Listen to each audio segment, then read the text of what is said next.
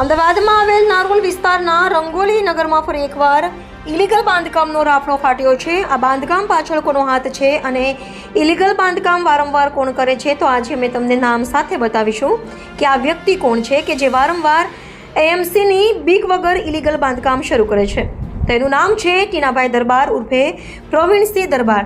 તો શું આ ટીનાભાઈ દરબારનું એએમસીના અધિકારી જોડે સેટિંગ હશે કે જે બાંધકામ વારંવાર તોડવા છતાં પાછો બાંધકામ કરી દે છે? તો આ બાંધકામ કોઈ જગ્યાએ છે, તો આ જગ્યા છે ને 138 હાઈફાઈ બિલ્ડિંગની બાજુમાં રંગોલીનગર છે કે જ્યાં તેમને અત્યારે ફેબ્રિકેશનનું કારખાનું કરી દીધું છે.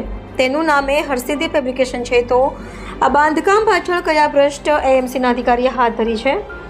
અત્યારે હાલમાં વોર્ડ ઇન્સ્પેક્ટર નીતિનભાઈ છે અને વોર્ડ સબ ઇન્સ્પેક્ટર તરીકે ધ્રુવ પટેલ છે અને ટીડીઓ તરીકે કિશોર પટેલ નગર વિકાસ અધિકારી છે. સૂત્રો દ્વારા આવી માહિતી મળી છે કે આમાં કોર્પોરેશન દ્વારા ફક્ત ફોર્માલિટી જ કરવામાં આવે છે અને બાંધકામ તોડવામાં આવતું નથી. તો આ એક તપાસનો વિષય બની જાય છે.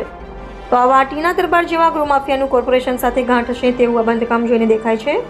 સૂત્રો દ્વારા એવું જાણવા મળ્યું છે કે એમસીની અધિકારીઓને મસ્ત મોટી મલાઈ ટીનાભાઈ દરબાર દ્વારા આપવામાં આવી છે અને સૂત્રો દ્વારા એ પણ જાણવા મળ્યું છે કે ભૂતકાળમાં એએમસી ઇન્સ્પેક્ટર લાંચ લેતા પકડાયા હતા અને તેના બદલામાં તેને સસ્પેન્ડ કરવામાં આવ્યા હતા. હવે જોવાનું એ રહ્યું કે આમાં એએમસીયુ શું કાર્યવાહી કરે છે. રિપોર્ટર અમિત સિંહ સોલંકી.